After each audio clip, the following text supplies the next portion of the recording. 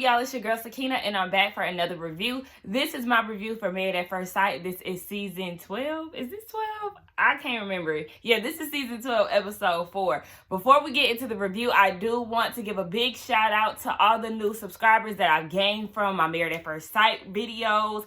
Shout out to y'all. Welcome to the family. I gladly appreciate it. Look, do not be afraid to get down in those comments and talk about it, okay? Because that's what we do here. We interact with each other. So, you know, say hey. If you're new, don't be shy, okay? We welcome you here. So, come on. Share a little love, all right? I really do appreciate it. You know, shout out to my OGs. Y'all always are truly appreciated. But yes, let's get into this review because we got some things to discuss, per usual. We start off with Claire and Ryan. You know, I didn't take the most notes for them. Claire said that she got what she asked for down to the T, okay? She got her ethnically ambiguous man. You know, it's really racially ambiguous, but, you know, she said ethnically. So, nonetheless, she got what she asked for. They talking in a room, and, you know, she's hyped up. She looking for a ring dish or something. And Ryan is like, you know, I know that she's full of energy, but me, I kind of like my quiet time. Talkative, okay? Look, Clara likes to talk, okay? The bitch even talk in her sleep, y'all. She even talk in her sleep. I said, oh, my gosh. That's how you know she talk a lot. You talk in your sleep. Ryan, be prepared, okay? Now, Ryan was blowing out the candles in the room because, you know, they had hella tea lights lit around. And when he was blowing them up, I said, he got a big ass. Like, I don't know if y'all caught that or not, but his butt was so big to me. You know, the next day, they meet up with the parents to have brunch or breakfast, whatever the case. And Chad, Ryan's brother, over it, okay? He maybe said one thing. I mean, they could have edited it down, but only thing he said is that Ryan does not have feelings, which is going to be a problem for them, I'm sure, down the line because, yes, Claire likes to talk, and she is full of energy, and she's very, communication seems to be her strong point. So if he doesn't have any feelings and if he's a bit more reserved, it's going to be hard getting those emotions out, especially because he never even found the words to say that he loves somebody. So, girl, good luck with that. We're going to see how that go.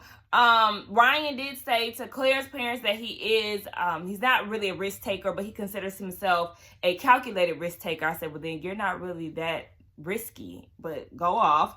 As far as Clara goes, her parents suggested to him that communication will be an issue because they really didn't display the greatest form of communication raising her. Later on, Clara and Ryan met up, and she did say that she's not really confrontational, so that's something that she has to work on, having a healthy argument and things like that. Ryan said that he's not the best communicator, and he wants to get better with that, and Clara said that she was impatient. So, baby, we just gonna see when it comes down to that. As far as them getting down to the honeymoon, they gave me nothing, so we did not talk about that. The next couple we can discuss is actually Brie and Vince.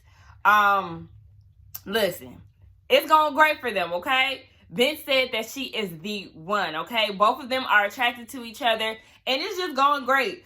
Brie said that she had a dream, and he was tall. I think she said he was bald, light skin, and bald head, I think. Whatever. Basically, he was the man in her dreams, okay? So she's very excited today about that. They have sexual attraction to each other, so, you know, they didn't get it in, but it's on the rise, trust. Now, the next day, they go and see the family, and with Brie, she met his cousin, mama, and somebody else. There was a guy there, but I didn't know who he was. But nonetheless, they said that he works a lot. Work is something that he does all the time, down to the weekends. He even has his laptop with him, you know, during this process, which Brie peeped. So, you know, she feels like I don't mind him working, but I want him to be present. Excuse me. So, yeah, that's something that she really wants to get a hold of. As far as Vincent, I don't know, Vince, because when it came down to your previous relationship, you said that it lasted for 2 years and that it ended at the beginning of the year. The beginning of 2020 while y'all was filming. And I forgot when they started doing this. I know they was going through the process in June because I seen like this little breakdown of, you know, Chris's situation. I want to say they start casting in April, I think. I could be wrong. Correct me in the comments if y'all got the right answer. So the beginning of the year is April. It's still the beginning of the year. You're 4 months in of a 12-month year. So, do you feel like you ready? Because that kind of threw me off. Like, okay, what? And maybe that's why Brie's sister was looking at him like that, because she was really not giving him much of anything. And yeah, I'm kind of like, okay, like, yeah, have you really healed and went through your process of getting over your ex? Because, honey, if it was at the beginning of the year, they really didn't even seem bothered by that. The best friend and the mama, they was just like, oh, okay. Nah, yeah, because when did you apply? Did you apply when you were with her? Or did you apply after? I don't know. I need answers. It wasn't giving me anything. You gotta know how I feel about Vince. But I'm also side-eyeing you because I need to know more details. I need actual dates when it comes down to this relationship that you were in previously. When they get down to the honeymoon, by the way, they all went to Vegas, okay? And at first I was like, Vegas? But then I thought, C-19, sis. I mean, everybody couldn't go anywhere. You really couldn't get on a plane for a certain amount of time, and the whole out of the country thing. So I said, okay. I mean, I would have. Okay. Nonetheless, when they get there, Vince gets a phone call. He finds out that his grandmother had a heart attack. So he's on standby. They may have to go back home. Lifetime is willing to fly them back home if need be. So their trip may be cut short. We don't know. But Brie is there by his side, and he appreciates that. And he said that's why he got married. So shout out to Brie for being there for her babe. So then we can get on to, actually, we can talk about Eric and Virginia, right? Or wait, no, let's talk about Haley and Jacob real quick. Yeah, because I didn't have a lot to discuss about them either. Jacob, he said he feels like him and Haley are on the same wavelength. I said, delusional. Baby, no, you're not. Y'all are not on the same frequency, wavelength. The chemistry is not there to me. He seems to think otherwise, and it's just giving me delusion. Baby, no. Y'all awkward as hell. I don't know what you thought, but I'm gonna need you to think again. Haley said that it does take her a while to warm up to somebody, and she's saying all of this as they're, preparing for bed. I said that means, baby, you're not getting any sex tonight, Jacob, as you shouldn't, because you haven't given anything. When they got into bed, they was talking. Baby, Haley closed them eyes with a quickness, okay? She was like, yeah, I'm going to give you a few words. We're going to talk for a little bit. Baby, I'm sleepy, okay? Wrap this shit up because we're not going down that road tonight, so I don't want to give you any type of wrong impressions. When she woke up the next morning, y'all, oh my gosh, she looked so pissed. She was just staring into, like, the distance, and, she was just laying in the bed like, I can't believe they got me matched up with this weird dude.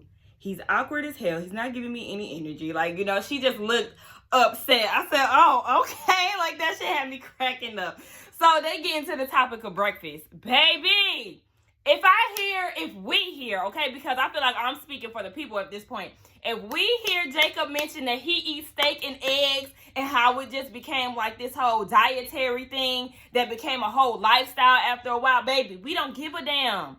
We don't care about you eating meat and eggs for your only meal. The shit is weird, but we get it, okay? You don't have to keep beating us upside the head with it. It's there. It's there. Locked in, okay? We don't need you to keep giving us reminders, sir. He went on and on and on about working out, and Haley is just like, look, sir, we get it. Like, I don't want to keep hearing this, and I felt bad. I felt bad for her. Then they get down to the families, right? Haley learned that Jacob is a loner, and I said, we know that. We clearly see that, honey. Look at how he communicates. You can tell that he be by himself, and he's quiet. Haley, that's a problem for her because, she likes togetherness. This is my old phone, y'all.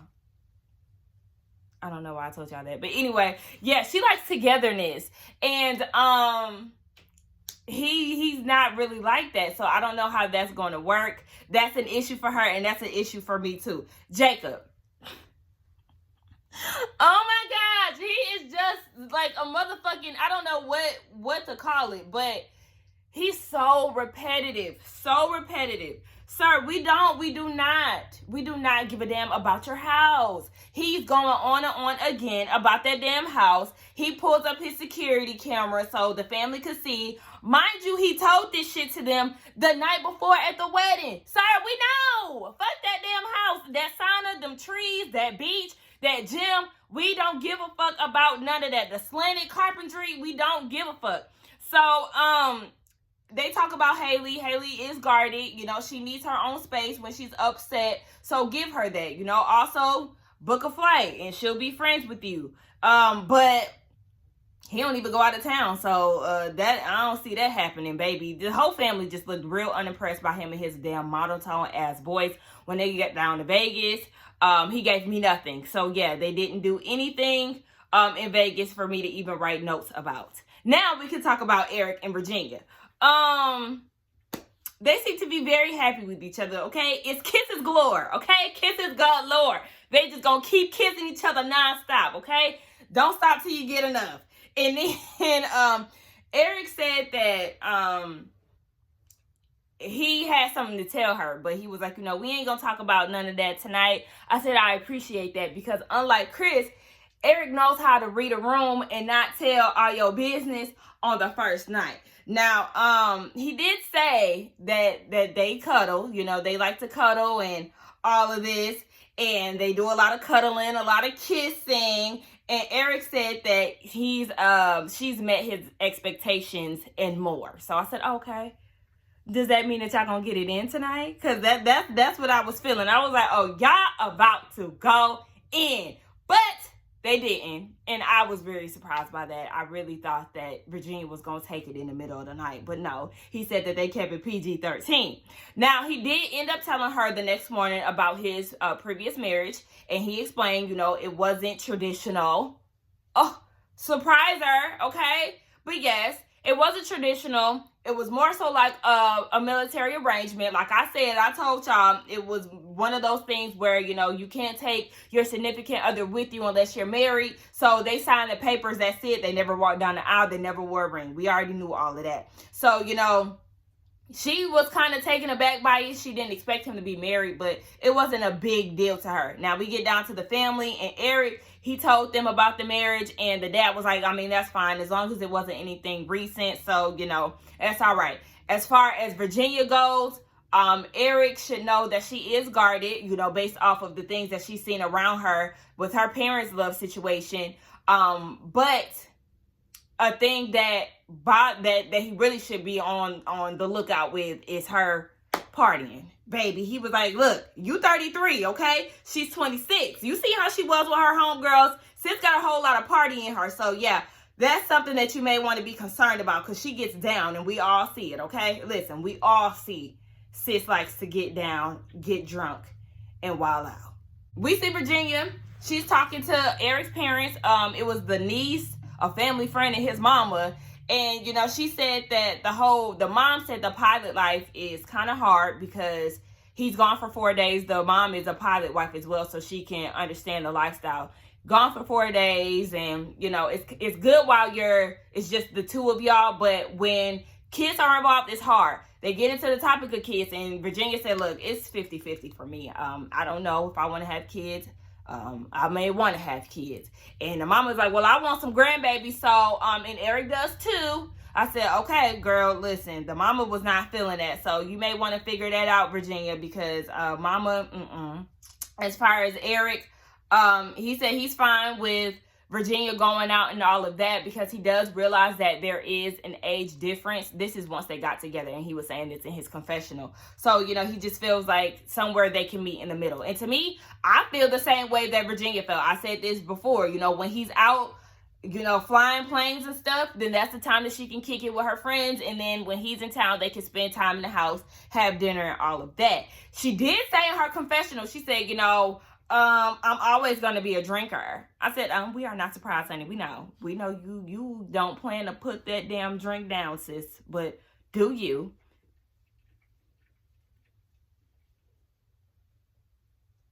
Sorry, I thought I heard something. So yeah, we get down to Vegas, and Virginia wants to turn up. Virginia want to turn up. She is looking for the drink. She at the mini bar. Like, what's up? Eric wants to do a tour around the room, and it's just like, no, sir, that's not what she's doing here. Okay, this is her first time in Vegas. Okay, this is right up her alley. In Vegas, what you do, party and get drunk all day. When the sun come up, you drunk. When the sun go down, you drunk. So this is her dream. She does not want to come to Vegas and just sit in the room. If she's going to sit in the room, she definitely wants to drink. And did y'all peep when they left the hotel? She made sure she went back right before they was about to walk out. She walked back in there, picked up that champagne bottle, and was like, all right, we out of here. I said, baby. Baby plays no games when it comes down to drinking, okay? She's dedicated. So, they're getting real touchy and feely, okay? Very touchy, very feely. Like I said, it's kisses all over the damn place. They start playing that steamy music, and I said, honey, y'all fucking tonight. And you can't tell me that they didn't. Eric kind of gave us confirmation that, you know, it was going to go down anyway. So, yeah, that was them. And then we can get down to the shits, okay? And that is Paige and Chris. Now, Chris, he said he does have to get used to Paige, you know. She's not somebody that he's attracted to, but he did say the more that he's getting to know her, the more he is finding her attractive, okay? And this is his words. Now, he is out of his comfort zone, and I said, okay, well, I did see the proposal. I know a lot of people was like making a big deal out of it. The one that I got sent, shout out to the girl who did send me the video on Instagram. I do appreciate that. But I don't know if all of it was supposed to be played. It was like music, so I didn't understand what he was saying or anything. I could just hear music being played. And, I mean, it didn't necessarily seem like a bad proposal. He didn't get on his knee. That was the thing that I would have liked to see. But, I mean, I don't know. His exes, you know, she had braids. She was brown skin, I guess closer to light skin. She really wasn't light skin though.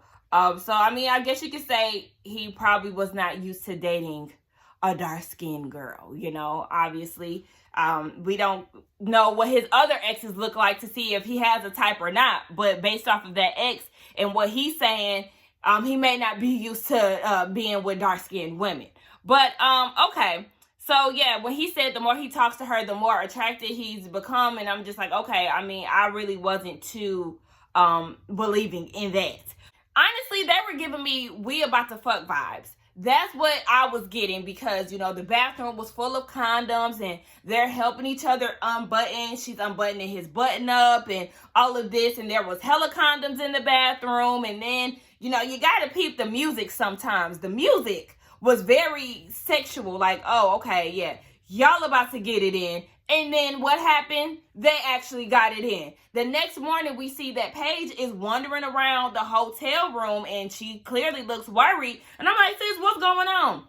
Chris was supposed to go down to get the breakfast menu, and he had been gone for like 2 hours. And she had been calling him. He wasn't answering. So she's like, what the hell is going on? He shows up. And then he comes and sits down and he's just looking like, you know, he's been through some shit. And she's like, what's going on? Where you been at? And, you know, it's taking him a while to get out what he has to say. Mind you, I'm thinking this is the time where he's going to tell her, oh my gosh, I just found out that my ex is pregnant. That's what I'm thinking he getting ready to say, right? No, that's not what he's getting to say. He's doing all this dramatic shit because he's saying that he had a panic attack and he just felt that it was best to get away from everybody. And she was like, okay, so what caused this? And what caused it was his him not being attracted to her. And she was like, oh, okay. So he said, we are good. We look good on paper, but I'm just not 100% attracted to you. And this is, you know, taking her back. Because she's like, I would be more accepting of this had we not been intimate, okay? Baby, we actually had sex the night before last night and actually this morning. So had you not been intimate with me, then I could take this a little better. But the fact that you decided to get down with me is throwing me off. And she said that she had never been with a man who wasn't attracted to her and, you know, had sex. And I said, ma'am, do you realize that there's a whole lot of men who will get down with you, who will have sex with you, and may find you ugly as hell. Not saying her, but I'm just saying, men don't give a fuck. They really don't have a preference. As long as it has a hole, they in there, okay? It does not matter. They do not have to be attracted to you to have sex, okay? He was attracted to that ass, and that was enough for him because he was definitely objectifying you, and he found, okay, well, she got a nice ass, so that's enough for me to go ahead and get in there. Baby, have you seen movies where they putting plastic bags over women's faces? Okay? Or you heard them make comments like that? All you gotta do is put a plastic bag. Men do not care, okay? A lot of men are trash, sis, and I'm just surprised that you didn't understand that. So, one thing I can appreciate, though, is the fact that Chris was honest. I did hurt for Paige, but that was his truth. If he's not attracted to her, then it's just that, I understand, and I feel like we all should understand that. We can't force ourselves to be attracted to somebody. It's just the way that Chris went about it. It was fucked up. So, they get to, so then Paige meets up with his family, right? And she was saying, we had some bumps in the road this early on. The family wants to know what's going on. And she goes straight into the story, okay? Baby, look, we got intimate last night. And then this morning he told me that he was not really attracted to me. And I was thrown off by it. I didn't expect her to tell the story. But the dad, he was more reserved this go round, right? This next day, I don't know if he reflected a little bit, but he was a little more reserved. And the mama, his fucking mama, was throwing me off. Like, she was blowing the fuck out of me because she was like, I'm not trying to justify his actions, but, he was drinking and everybody has handled situations differently. And it's just like, what? And the dad had to break it down like, no, what she's saying is, I gave myself away to you and you already knew what I looked like, okay? So whether it be him being drunk and deciding to get down with me, you got down with me this morning, okay? The morning after. So I'm sure that liquor had wore off. Baby, no, okay? And I was like, how did the dad understand that, but the mama didn't? Like, this family just confuses the hell out of me. Like, the auntie was like, look, Paige, you're doing too much, okay? I didn't need all of this. And she was like, well, I'm just trying to get y'all to understand where I'm coming from. And it was a lot. The daddy, sir, I don't need you to tell her that you find her attractive. I don't need you to say things like, you're my type when it comes down to a daughter-in-law. Like, I get you was trying to make her feel better, but that creepy-ass conversation that y'all had the day before, no, no, y'all don't need to have that. No, chill. Now, notice, Chris did not sit down with her family. And I'm like, oh, why is that? Why couldn't you sit down with her family? Like, I need them to break that down because, I didn't understand that. But we do see that his family end up meeting up with him. And the dad is like, okay, so what's up? Why did y'all decide to consummate the marriage if he wasn't attracted to her? Chris said that he decided to sleep with her to try to build a connection and find that attraction. Sir, I'm sure you done fucked so many women that you did not have a connection with. And I ain't gonna say I'm sure, but I wouldn't be surprised if you did. But whatever, that was his logic. He thought that, having sex would build a connection. And for women, it typically does. I can't necessarily say that for men because, yeah, they do have a tendency to go around and fuck any and everything. I just feel like it was misleading. It was very misleading because here she is thinking she already has this fear that y'all really aren't connecting. And then here you go and have sex with her to try to find that.